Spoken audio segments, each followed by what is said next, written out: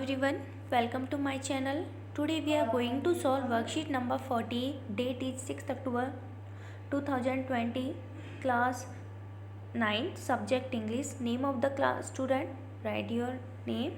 Name of the class teacher, write your class teacher name. Today topic is poetry comprehension. Poem name Rain on the Roof. बच्चों आज हम करने वाले हैं आपकी वर्कशीट नंबर 40 और आज का टॉपिक है पोइट्री से आया है। पोएम है आज की rain on the roof. Let's start this poem. When the humid shadow hover over all the starry spheres, and the melancholy darkness gently weeps in rainy tears, what a bliss to press the pillow of a cottage chamber bed and lie listening to the patter of the soft rain overhead. अब देखो इसमें poet क्या कहना चाहते हैं। Humid होता है नमी, शैडो होती है बादल, छाया भरे बादल, होवर होता है मूविंग अराउंड, मंडराना, ओवर ऑल द स्टारी होता है तारों भरा, स्पेयर्स होता है स्काई, तारों भरा स्काई, मिलंकनी उदासी, डार्कनेस अंधेरा, ब्लिस होता है हैप्पीनेस, पैटर होता है साउंड ऑफ रेन ड्रॉप्स, बारिश के पटपट बजने की जो आवाज़ होती है वही है ये पैटर। अब देखो जब when the humid shadow hover over all the starry sphere, जब नमी भरा जो बादल होता है, काले जो बादल हैं वो मंडराते हैं तारों भरे आसमान में, and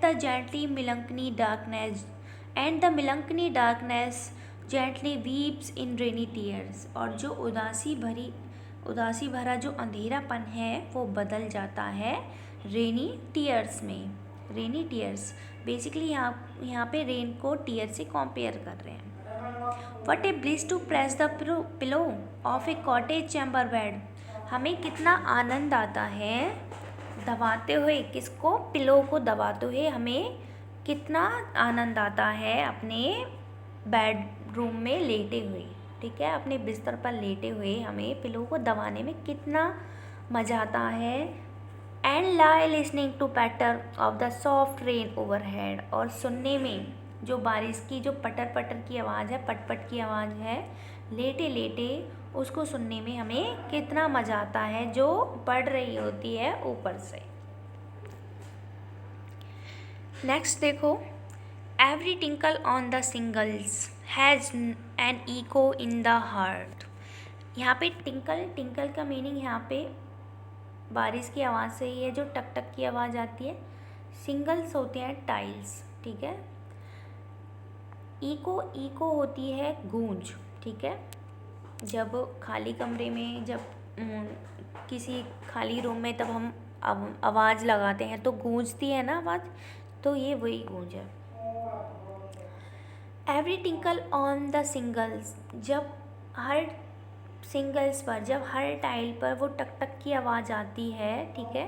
has an echo in the heart, तो मेरे दिल में गूंज उठती है, ठीक है ना, गूंज उठती है। And 1000 dreamy fancies into busy being start, और जो हज़ारों सपने होते हैं, जो हज़ारों कल्पनाएं होती हैं, मेमोरीज होती हैं, वो बनना स्टार्ट हो जाती हैं। एंड 1000 रिकलेक्शंस, और वो रिकलेक्ट होने लगती हैं, ठीक है। Weave their air threads into woof, जिस तरह वूफ होता है ये एक फैब्रिक है, वूफ, जिस तरीके से एक फैब्रिक को बनाने में एक जो धागों का ताना बाना सा बुना जाता है, उसी तरीके से जितनी भी मेरी कल्पनाएं हैं, जितनी भी मेरी यादें हैं, मेमोरीज हैं, वो सब ताना बाना सा बुनने लगती हैं। As I listen to the patter, जब मैं सुनता हूँ किसकी आवाज़ को, बारिश की आवाज़ को, on the rain on the roof, जो बारिश जो रूफ पर पड़ रही है, ठीक है, जो रूफ से आ रही है। Now in memory comes my mother, अब उस पोइट को किसकी याद आती है, उसकी मदर की। As she used in years agone होता है बहुत पहले। To regard the darling dreamers यहाँ पे जो पोइट के सिबलिंग्स हैं, भाई बहन हैं, उनके लिए यूज हुआ है। Ere she left them till the dawn, dawn यहाँ पे सोने देना, ठीक है। इरा, इरा पहले। Oh I feel her fond look on me as I listened to this refrain which is played upon the shingles by the patter of the rain। अब देखो poet को किसकी याद आती है, उसकी मदर की, जो वो बहुत सालों पहले देखा करती थी। उसके जो डार्लिंग ड्रीमर्स हैं, ठीक है, उसकी जो बहन भाई है, उन्हें वो बड़े प्यार से देखा करती थी, सहलाती थी उन्हें बड़े प्यार से, बहुत पहले, ठीक है। Ere she left them till the dawn, और उसे सोने देती थी जब तक कि उनके जो जितने भी सारे सपने हैं पूरे नहीं होते, बहुत देर तक उन्हें सोने देती थी। O I feel her fond look on me, और मुझे कितने प्यार से देखा करती थी। As I list to this refrain which is played upon the singers by the patter of the rain, और ये सारी जितनी भी मेमोरी हैं वो मुझे याद आ रही हैं इस बारिश की आवाज़ को सुनकर। इसके पोइट हैं John Coates Kinney, name of the poet Coates Kinney.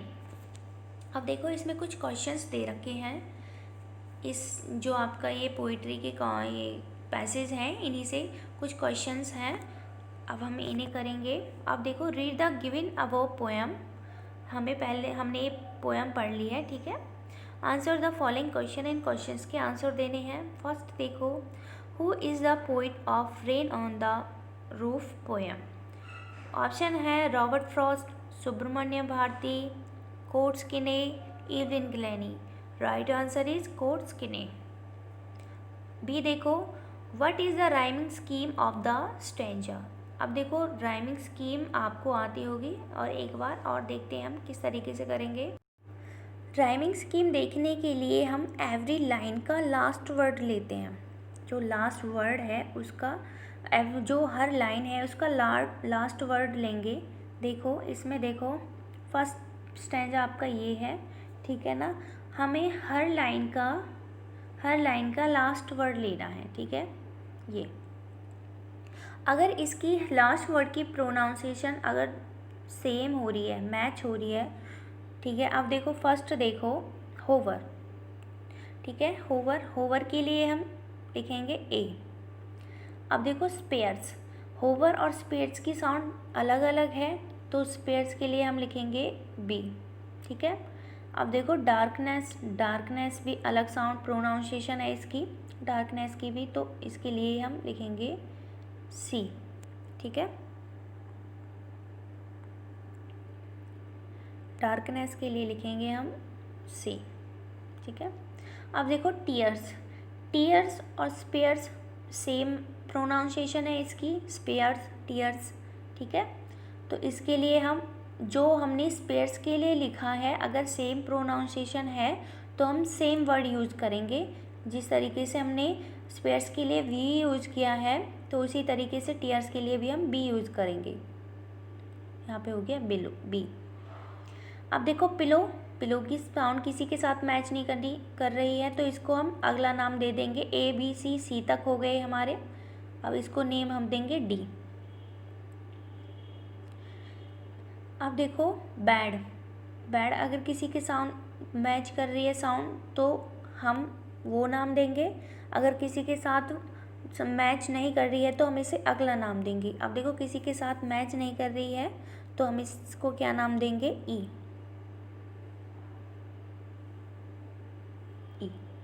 अब देखो पैटर किसी के साथ भी मैच नहीं हो रही प्रोनाउंसिएशन, तो हम इसके अगला नाम देंगे एफ। अब देखो ओवरहेड बैड ओवरहेड, अब इनकी भी साउंड मैच कर रही है, तो जो नाम हमने बैड के लिए दिया था वही नाम हम इसके लिए देंगे। बैड के लिए हमने ई दिया था, तो इसके लिए भी हम ई देंगे। अब देखो आपकी राइमिंग स्कीम क्या बन गई है, A B C B D E F E. अब देखो ये वाली राइमिंग स्कीम कौन से वाले में है, ये है आपके थर्ड में, तो राइट आंसर इज थर्ड। तो इसकी राइमिंग स्कीम क्या बनेगी? ABCBDEFE। ठीक है। अब देखो third question, the poet is blank the patter of the rain. अब देखो पोइट क्या कर रहा है, जो बारिश की आवाज़ है उसके साथ क्या क्या कर रहा है। अब देखो फर्स्ट ऑप्शन है लिसनिंग, सेकंड है बाथिंग, थर्ड है क्राइंग और फोर्थ है आपका स्लीपिंग। तो सो तो रहा नहीं है पोइट, ना रो रहा है ना बात कर रहा है, तो बारिश की आवाज़ को क्या कर रहा है, वो सुन रहा है। Right answer is listening. ठीक है। नेक्स्ट देखो D, the sound of the rain brings thousands of blank to poet's mind. ये हमारे पैसेज में भी आया था। तो जो रेन की आवाज़ को सुनकर जो पोइट का माइंड है क्या बननी शुरू हो जाती हैं? Memories, imagination, both of these, none of these. अब देखो उसके माइंड में मेमोरीज भी बनती हैं और इमेजिनेशन भी। तो इसका राइट आंसर क्या हो जाएगा? थर्ड। ठीक है।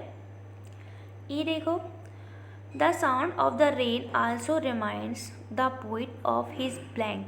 जो बारिश की आवाज़ को सुनकर पोइट को किसकी याद आती है? Aunt, mother, sister, brother. तो किसकी याद आती है? मदर की। Right answer is mother. His mother looks at him blank, use an adverb. अब देखो मैं इसमें एडवर्ब यूज करना है। तो उसकी माँ उसकी तरफ किस तरीके से देखती थी? विद एंगर, गुस्से से, फॉन्डली, मतलब कि ऐसे फॉन्डली होता है जैसे पहचान, जैसे कितने दिनों बाद पहचाना हो। केयरफुली, ध्यान देने वाले तरीके से। विद लव, विद, तो राइट आंसर क्या हो जाएगा इसका? Fourth, with love. प्यार से देखती थी उसकी मदर उसकी तरफ। जी देखो, by the darling dreamers the poet is referring to the sleeping blank in the poem. Darling dreamers यहाँ पे किसके लिए यूज हुआ है? Day dreamers, poet and his sibling, family, pets. तो यहाँ पे डार्लिंग ड्रीमर्स किसके लिए यूज हुआ था? पोइट और उसके जो सिबलिंग, उसके जो भाई बहन थे उनके लिए यूज हुआ था। एच देखो, how do you feel when it's rain. जब बारिश आती है तो आप क्या फील करते हो? Happy, sad, एनेक्सियस, any other. अगर आप इन तीनों ऑप्शन से हट के कुछ अलग फील करते हो तो आपको लिखना है यहाँ पे। अगर आप हैप्पी फील करते हो तो हैप्पी, सैड फील करते हो तो सैड लगाओगे, और एनेक्सियस अजीब तरीके से फील करते हो तो आप ये लगाओगे, third. Hope you like my video. Please share and subscribe. Thank you.